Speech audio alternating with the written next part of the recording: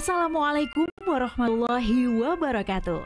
Kawan, sebelum Anda memulai aktivitas hari, kita ikuti kajian Serat Hikmah Dialog Fajar. Assalamualaikum warahmatullahi wabarakatuh.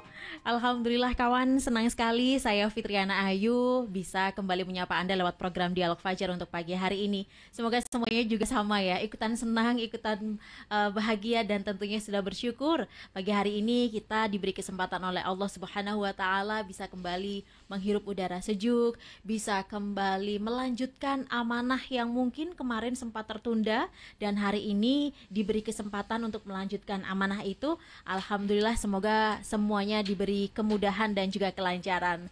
Pagi hari ini kita bertemu kembali kawan dengan Ustadz Umar Jaini, pimpinan dari pesantren Al-Quran Nurul Falah Surabaya. Assalamualaikum Ustadz Umar. Waalaikumsalam warahmatullahi wabarakatuh. Alhamdulillah ketemu lagi, sehat ya Ustadz? Alhamdulillah sehat. Masya Allah, beberapa hari ini kita mengkaji seputar hati begitu ya Ustadz ya? Masya Allah. Betul. Semoga apa beberapa yang disampaikan oleh Ustadz Umar ini benar-benar bisa membuat kita menuju ke hati yang bersih begitu ya Ustadz ya. Sudah dijelaskan tentang pengertiannya, caranya, dan ternyata di dalam hati itu banyak indera yang halus yang harus kita bersihkan, harus kita jaga begitu Ustadz Umar. Nah, untuk pagi hari ini kita di bagian latifatun ruh begitu ya Ustadz ya? Iya. Atau yang seperti apa sih itu Ustadz? Ngomongin ruh ini kan berarti wah tingkatannya lebih berbeda lagi gitu ya Ustadz Umar, supaya bisa menuju jalan kebersihan hati itu seperti apa? Monggo selengkapnya bersama Ustadz Umar Jaini. Terima kasih. Assalamualaikum warahmatullahi wabarakatuh. Waalaikumsalam warahmatullahi wabarakatuh. Alhamdulillah, asyhadu an la ilaha illallah wa asyhadu anna Muhammadan abduhu wa rasuluh. Allahumma salli wa sallim ala habibika sayyidina Muhammad wa ala alihi wa sahbihi ajma'in, amma ba'du. Ya kawan, pagi ini dalam acara Dialog Fajar ini kita meneruskan apa yang telah menjadi kajian kemarin, yaitu tema besarnya jalan menuju kebersihan hati. Memang ketika waktu kemarin itu, kalau kita evaluasi diri kita ini, ternyata untuk membersihkan hati itu jalannya panjang Mbak Ayu ya. Dan ada tahapan-tahapan yang harus dilalui. Itu dalam konsep oleh para ulama tasawuf diberikan cara. Bagaimana cara untuk membersihkan hati, dan bahkan di situ disebutkan ada beberapa lapisan-lapisan atau latifah-latifah dalam hati itu yang harus dibersihkan untuk menuju sampai yang menuju hadis Rasulullah yang sempurna. Ketika kolbu itu bagus, maka sempurnalah perilaku manusia itu. Semua menjadi bagus. Tapi sebaliknya, jika hati itu jelek, kotor, maka perilakunya menjadi perilaku yang kotor. Nah, ternyata sekali lagi untuk menuju yang sempurna itu ada tahapan-tahapan, ada ikhtiar usaha yang luar biasa. Nah kawan, sekedar untuk menyambungkan lagi seperti yang kemarin sudah kita sampaikan, bahwa prinsipnya ada 3 untuk membersihkan hati itu. Pertama, yang disebut dengan taholli, yaitu membersihkan dari sifat-sifat kotor. Kita berusaha keras bagaimana sifat-sifat kotor kita itu kita tekan, kita hilangkan. Kemudian setelah hilang, paling tidak itu tidak muncul ya. Sifat-sifat itu menghilangkan nggak bisa, karena memang ada dalam diri manusia. Cuman muncul atau tidak itu tergantung bagaimana kita kemampuan untuk mengontrolnya. Nah, setelah dibersihkan, kemudian diisi dengan sifat-sifat yang baik. Kemarin sudah kita sebutkan antara yang baik itu yang mana, yang jelek itu yang mana. Itu saya kira sudah hafal ya. Ada yang jelek-jelek itu kan ya ada sifat sombong, sifat ria, sifat iri, dengki, ujub dan seterusnya. Nah, itu kita tekan sedemikian rupa lalu diisi dengan yang namanya tahalli itu dengan hal-hal yang sifat-sifat baik, sabar, ikhlas, tawadhu, qanaah, menerima apa yang sudah diberikan oleh Allah dan seterusnya. Sifat-sifat itu yang dimunculkan yaitu dengan tahalli tadi itu. Nah, berikutnya ada yang namanya tajalli, yaitu terus-menerus merawat agar supaya senantiasa ingat kepada Allah Subhanahu wa taala. Nah, itu prinsip besarnya di situ. Nah, lalu ulama tasawuf tadi untuk membersihkan dengan pola 3 tadi itu dalam diri manusia ada tahapan-tahapan, ada latifah-latifah, ada lapisan-lapisan yang mesti harus dibersihkan. Kemarin sudah kita bahas yaitu latifatul qalbi, yang saya ingatkan kembali bahwa latifatul qalbi itu adalah lapisan yang pertama di mana di situ bersemayam yang namanya nafsul lawamah. Apa itu nafsul lawamah? Kemarin sudah kita sampaikan yaitu nafsu yang labil, yang terkadang taat tapi terkadang balelo, kadang-kadang semangat, kadang-kadang malas beribadah. Itu ada dalam diri kita. Nah, itu kita bersihkan, kita tekan sifat-sifat yang tidak baik itu. Dengan apa? Dengan memperbanyak zikir kepada Allah Subhanahu wa taala. Jadi ada yang dengan cara syariat, dengan yang kedua dengan cara ilahiyah. Nah, berikutnya sekarang kawan, kita masuklah di latifatur ruh, yaitu merupakan lapisan hati yang kedua. Nah, lapisan ini kalau kita sudah bisa menekan yang latifatul qalbi tadi itu, yang nafsul lawamah tadi itu, maka muncullah nafsu yang muncul adalah nafsul mulhamah, yaitu yang telah diilhami oleh Allah. Nah, nafsu mulhamah ini telah mengenali kotoran-kotoran yang halus. Jadi kalau kita merenungkan, mengingat Allah, kemudian kita bisa menghilangkan yang sifat nafsu-nafsu lawamah tadi, maka muncullah yang disebut dengan nafsu mulhamah, yaitu nafsu yang telah mendapatkan ilham. Nah, nafsu ini bagaimana? Nah, nafsu ini sudah bisa melihat, oh ini tidak baik. Jadi setelah kita menyesali ya dengan perbuatan-perbuatan yang tidak baik itu, maka muncullah nafsu-nafsu yang baik. Hilanglah sifat-sifat riya, sombong, ujub, dengki.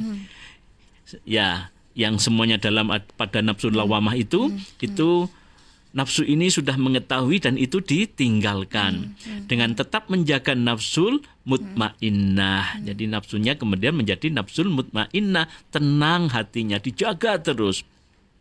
Sekali lagi caranya membentenginya dengan nafsu yang baik tadi itu dibentengi dengan banyak berzikir, ingat kepada Allah, bacaan-bacaan Al-Quran, kemudian ibadah-ibadah sunnah, itu yang mesti harus senantiasa ditambah.